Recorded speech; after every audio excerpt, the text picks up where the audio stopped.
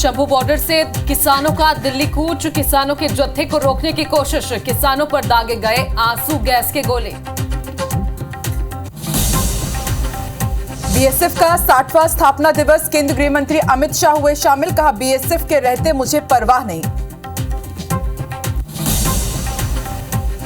भोपाल में 2 बहनों से हैवानियत, ट्यूशन टीचर पर दुष्कर्म का आरोप, फरार आरोपी को पुलिस ने किया गिरफ्तार। ट्यूशन पढ़ने वाली बाकी छात्राओं की होगी काउंसलिंग।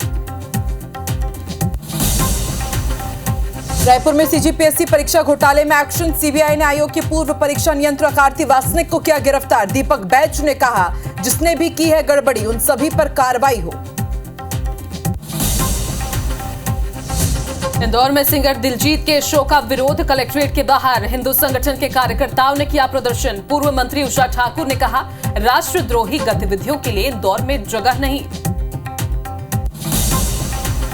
रायगढ़ के अमली भावना में एक मकान में चल रही थी प्रार्थना सभा, धर्मांतरण के आरोप में हिंदू संगठन का हंगामा, पुलिस ने 2 लोगों को हिरासत में लिया। और एडिलेड टेस्ट में भारत की करारी हार, ऑस्ट्रेलिया ने 10 विकेट से हराया। 5 मैचों की सीरीज 1-1 से बराबर।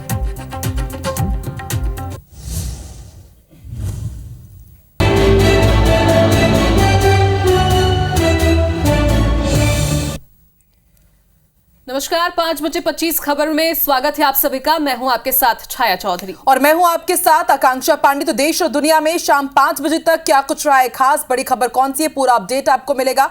सबसे पहले बात कर लेते हैं महाराष्ट्र विधानसभा के विशेष सत्र की। तो महाराष्ट्र विधानसभा के विशेष सत्र का आज दूसरा दिन रहा। आज विपक्ष के बाकी 115 विधायक शपथ लेंगे। इन सभी ने ईवीएम के मुद्दे पर 7 दिसंबर को शपथ लेने से इंकार करते हुए वॉकआउट कर दिया था। शनिवार को 173 विधायकों ने शपथ ली थी। हालांकि इनमें समाजवादी पार्टी के विधायक अबू आजमी और रईस शेख भी शामिल हैं। सपा महाराष्ट्र में महाविकास अघाड़ी में शामिल है। इधर राहुल नार्वेकर आज पद के लिए नामांकन भर चुके हैं। कुलाबा सीट से विधायक नार्वेकर का निर्विरोध चुना जाना तय माना जा रहा है, क्योंकि किसी और उम्मीदवार ने नामांकन दाखिल नहीं किया है।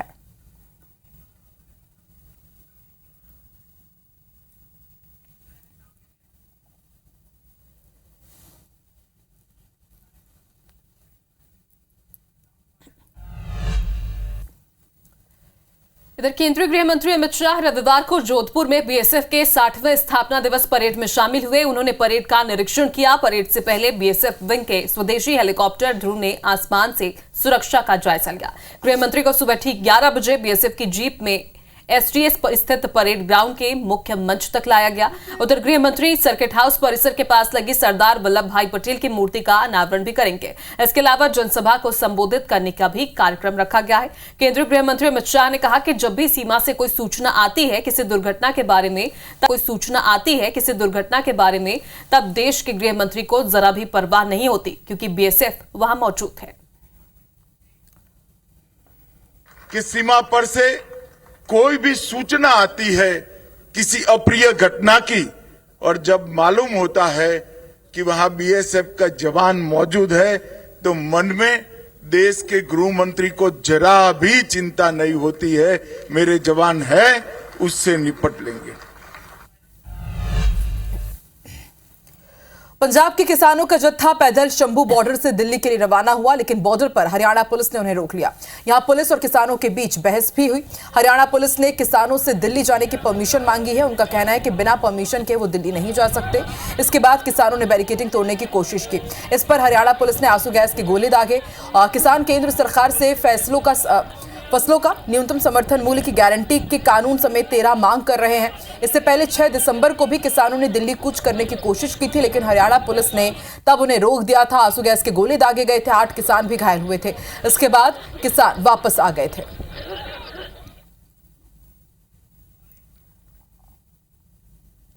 आवाज आई, आज हवा भी इधर हमारे मोर्चे की ओर है, तो इससे ज्यादा समस्या आ रही है हमें। कल हवा का रुख उधर था, तो वो अपने बचाव के लिए भी थोड़ा टीयर गैस देखकर मारते थे। आज ज़्यादा मार रहे हैं। धमाका बहुत जोर से हुआ, मैंने भी सुना है। तो सब्र से मुकाबला हमारे किसान मजदूर जबर का कर रहे हैं। यही हमारा निर्णय है भी देश के किसान मजदूर के लिए किसी तरह के बलिदान के लिए हम लोग तैयार हैं। इधर सीरिया के राष्ट्रपति बशर अल असद देश छोड़कर भाग चुके हैं। सेना ने असद के देश छोड़ने की पुष्टि करते हुए कहा कि राष्ट्रपति की सत्ता खत्म हो चुकी है। सीरिया में पिछले 11 दिनों से विद्रोही गुटों और सेना के बीच कब्जे के लिए लड़ाई चल रही थी। इस बीच विद्रोही लड़ाके रविवार सुबह राजधानी दमिश्क में घुस गए और पिछले एक हफ्ते में विद्रोहियों ने सीरिया के 4 बड़े शहरों पर कब्जा कर लिया है।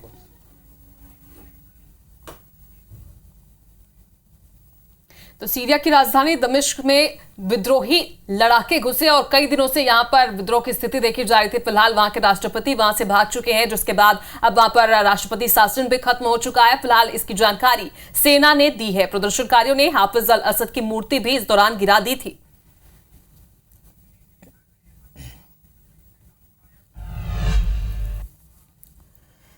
छत्तीसगढ़ में आगामी निकाय चुनाव की तैयारी को लेकर के कांग्रेस के प्रभारी सचिव बैठक ले रहे हैं। इस पर भाजपा कांग्रेस के बीच जुबानी जंग हो रही है।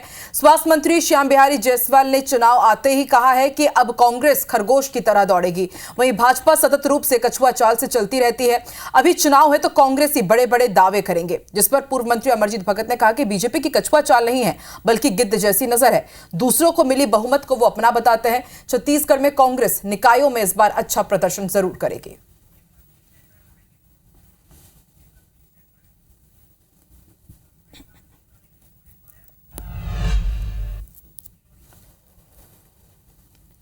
कांग्रेस जब जब चुनाव आता है तो खरगोश की स्पीड पकड़ लेता है और भारतीय जनता पार्टी कछुआ चाल सतत रूप से चलती है। और अभी चुनाव आ रहा है तो कमेटी भी बनाएंगे, अभी जीत का दावा भी करेंगे, बड़ी बड़ी बातें करेंगे। वास्तव में ये लोग खरगोश कछुआ नहीं है, ये लोग गिद्ध हैं और गिद्ध जैसे एकदम नज़र टिकाया रहता है, उनको शिकार करना रहता है कि बहुमत किसी का रहे लेकिन सरकार ही बनाएंगे। तो बयानबाजियों का दौर तो जारी रहेगा। फिलहाल कोंडागांव से खबर। कोंडागांव में पीएम आवास योजना के तहत बने मकानों पर प्रशासन ने बीते दिनों बुलडोजर चला दिया था। कांग्रेस ने पीड़ितों को मुआवजा देने और दोषियों के खिलाफ कार्रवाई की मांग की है। एक रिपोर्ट देखते हैं।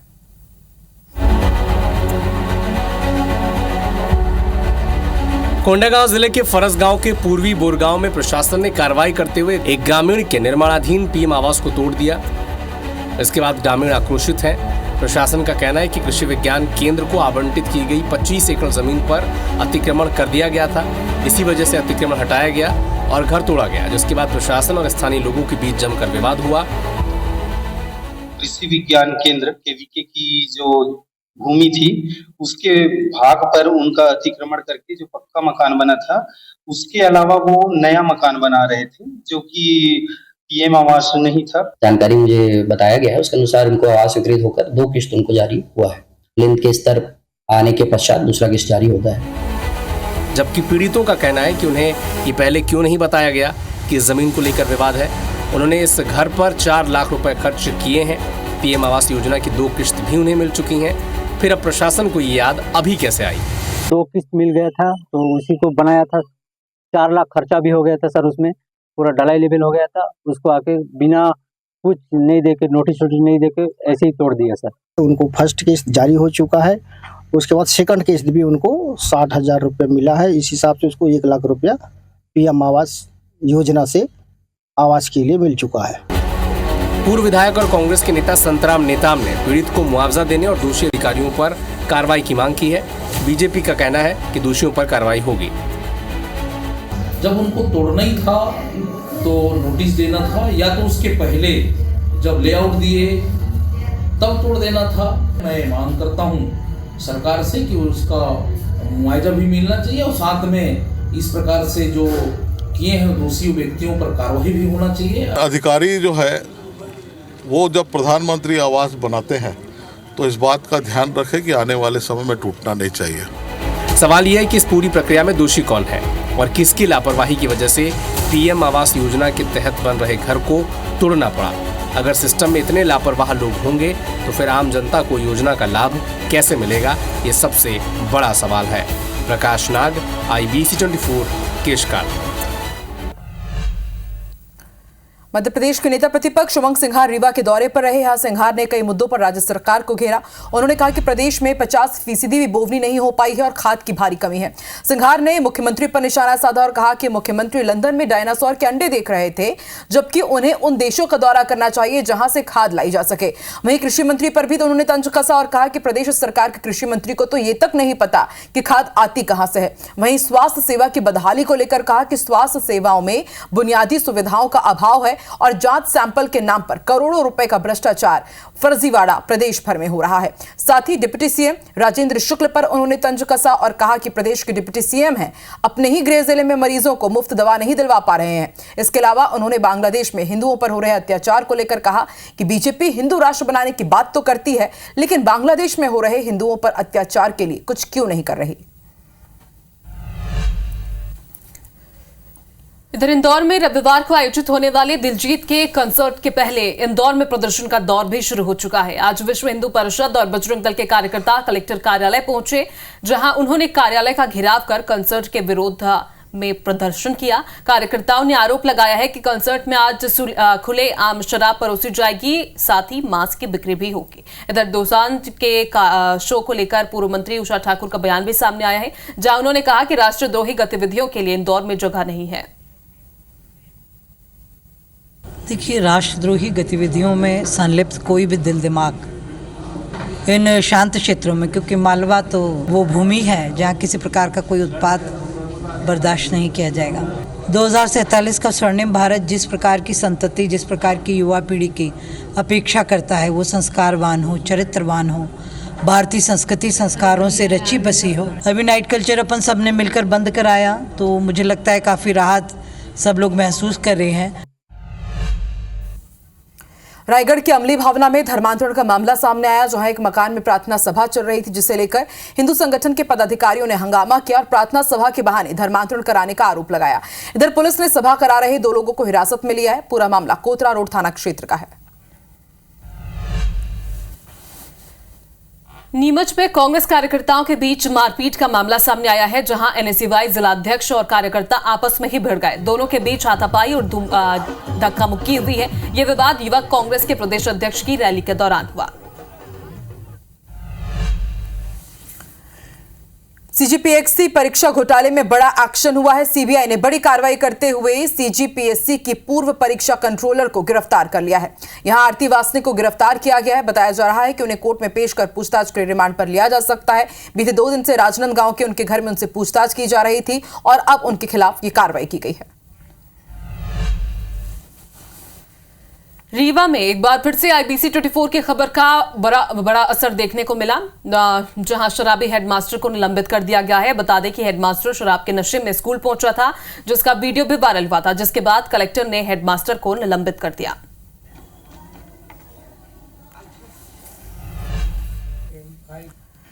महादेव सट्टा ऐप मामले में आरोपियों पर ईडी का शिकंजा कसता जा रहा है। ऐप मामले में ईडी ने धन शोधन निवारण अधिनियम के तहत 378 करोड़ रुपए की संपत्ति कुर्क की है। ईडी इस मामले में अब तक 2295 करोड़ 61 लाख रुपए की संपत्ति जब्त कर चुकी है या फ्रीज करा चुकी है। इसमें 19 करोड़ 36 लाख रुपए की नकदी, 16 करोड़ 68 लाख रुपए का सामान, बैंक बैलेंस और प्रतिभूतियों समेत कुल 1729 करोड़ 17 लाख रुपए की संपत्ति शामिल है। सीज प्रॉपर्टी में मॉरिशियस की company Tano investment opportunities and fund में भी संपत्ति शामिल है। इसके साथ ही छत्तीसगढ़, मुंबई और मध्य प्रदेश में स्थित संपत्तियों को भी अटैच किया गया है। एजेंसी के अनुसार सभी संपत्तियां कई सट्टेबाजी ऐप और वेबसाइट के प्रमोटर्स, पैनल ऑपरेटर्स और सहयोगियों की है। आरोप है कि इसमें पीएफआई और एफपीआई और एफडीआई के माध्यम से हरिशंकर टिब्रेवाल की कंपनी ने भी निवेश किया था। फिलहाल हरिशंकर फरार चल रहा है। बता दें कि ईडी जांच में यह भी पता चला है कि ऐप्स ऑनलाइन प्लेटफॉर्म के जरिए सट्टेबाजी को बढ़ावा देते थे। मामले में ईडी ने देश भर में कार्रवाई की है और अनेक लोगों को गिरफ्तार भी कर चुकी है।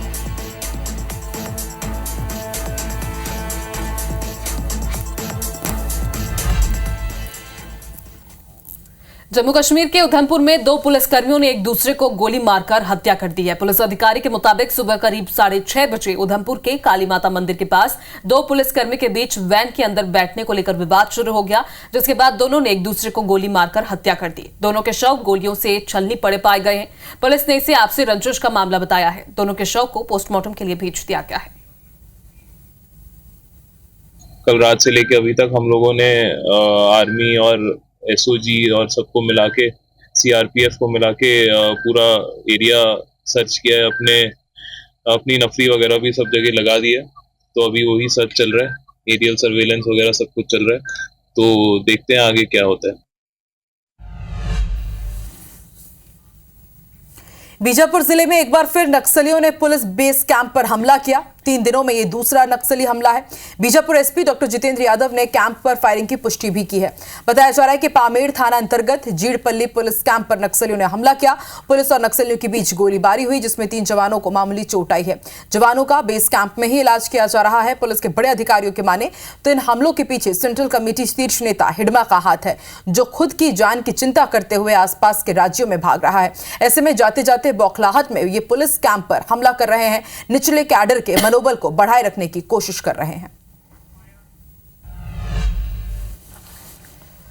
राजधानी भोपाल में ऑटो चालक के अपहरण के बाद हत्या करने का मामला सामने आया। 2 दिसंबर से लापता संदीप प्रजापति का शव मिलने से सनसनी फैल गई है। बिहार के मोस्ट वांटेड आरोपी बदमाश अवकेश ने अपहरण के बाद संदीप की हत्या कर लाश को रातापानी टाइगर रिजर्व में ठिकाने लगा दिया था। दरअसल संदीप प्रजापति 2 दिसंबर को भोपाल के छोला थाना इलाके से गायब हुआ था। बदमाश अवकेश ने उसका अपहरण कर उसकी हत्या कर दी थी। इसके बाद पुलिस को गुमराह करने के लिए संदीप के फोन से ही उसके परिजन को फोन करके कहा कि 1 लाख फिरौती लेकर आओ।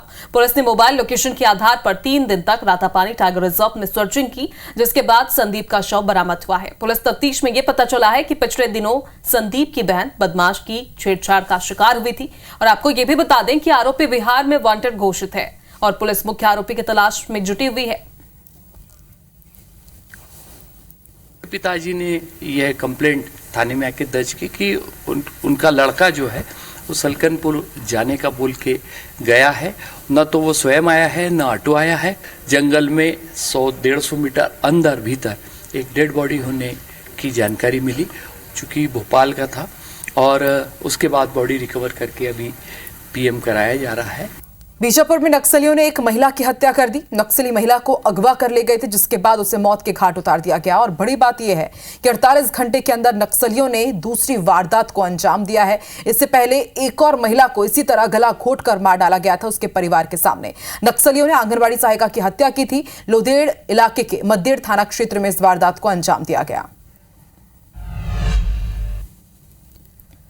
भोपाल में पिता अपने सगे बेटे की हत्या करने का मामला सामने आया है। घटना हनुमानगंज इलाके की है, जहां एक पिता ने अपने बेटे की रस्सी से गला घोंटकर हत्या कर दी।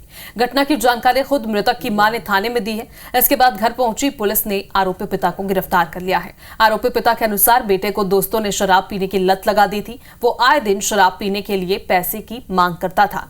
उस दिन बेटे ने 30,000 रुपए मांग लिए। मना करने पर वो मारपीट करने लग गया और बेटे ने घर में रखा सामान तोड़फोड़ कर दिया।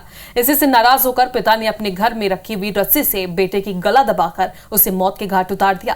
फिलहाल पुलिस ने मां की शिकायत पर पति के खिलाफ केस दर्ज कर लिया है और जांच शुरू कर दी है। उसकी मां और पिता के साथ जो है झगड़ा किया गया था, मारपीट की गई थी, जिस पर से बाप कई दिन से इस बात को लेकर के परेशान था।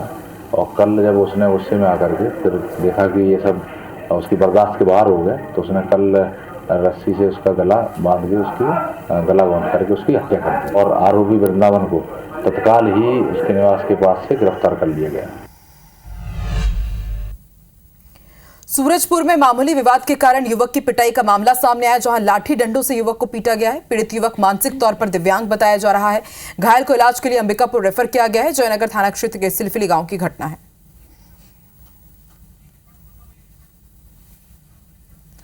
तो सूरजपुर से खबर आपको बता रहे हैं, जहां पर मानसिक रूप से कमजोर एक युवक को बेरहमी से पीटा गया है। उसे इतना पीटा गया कि वो गंभीर रूप से घायल हो गया और उसके बाद उसे अब अस्पताल में भर्ती कराया गया है। सिर्फ मामूली विवाद हुआ था और इसमें दबंगों ने लाठी डंडों से युवक की पिटाई कर दी।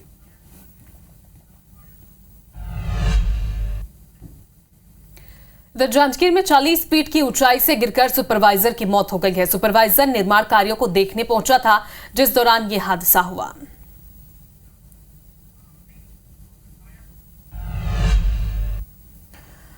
और बड़े हादसे की खबर आपको खंडवा से बता दें। ओमकारेश्वर में बड़ा हादसा हुआ है। मां बेटी स्कूटी समेत नहर में गिर गए। स्थानीय लोगों ने मां को नहर से बाहर निकाला, लेकिन बेटी लापता है। उनकी तलाश अभी भी की जा रही है। आपको बता दें, कुछ दिन पहले इसी पुल के पास एक कार भी हादसे का शिकार हुई थी। तो बैक टू बैक एक और सड़क हादसे की खबर। कवर्धा में भीषण हादसा देखने को मिला, जहां टैंकर अनियंत्रित होकर पुल से नीचे गिर गई। हादसे में टैंकर के ड्राइवर की मौके पर ही मौत हो गई। पूरी घटना लोहारा थाना क्षेत्र के गौरमाटी की है। छतरपुर में एक नेता ने अपने 2 भाइयों के साथ मिलकर युवक को लाठी डंडों से पीट दिया। दरअसल जनपद पंचायत बिजावर के उपाध्यक्ष के पति और आरोपी देवी सिंह के ऊपर पाटन के एक दलित परिवार ने बाजना थाने में हरिजन एक्ट के तहत मामला दर्ज करवाया था, जिसमें पीड़ित युवक गवाह है। और इसी बात से नाराज आरोपी देवी सिंह ने अपने 2 भाई मुलायम सिंह यादव और माधव सिंह के साथ मिलकर पीड़ित युवक को घर जाते समय रोक लिया और लाठी डंडों से हमला कर घायल कर दिया, जिसके बाद उसे अस्पताल में भर्ती किया गया है। वहीं मामले में बिजावर थाना पुलिस का कहना है कि आरोपियों पर मामला दर्ज कर लिया गया है और जल्द कार्रवाई की जाएगी। जो बैरागढ़ के रहने वाले मुलायम सिंह उन्होंने युवक के साथ पुरानी बुराई को लेकर मारपीट की है, जिस पर थाना में सुसंगत धाराओं में मामला दर्ज कर लिया गया है। किस स्थिति में है वो अभी इसका पता लगा है कि बिजावर अस्पताल से वो रेफर कर दिया गया है।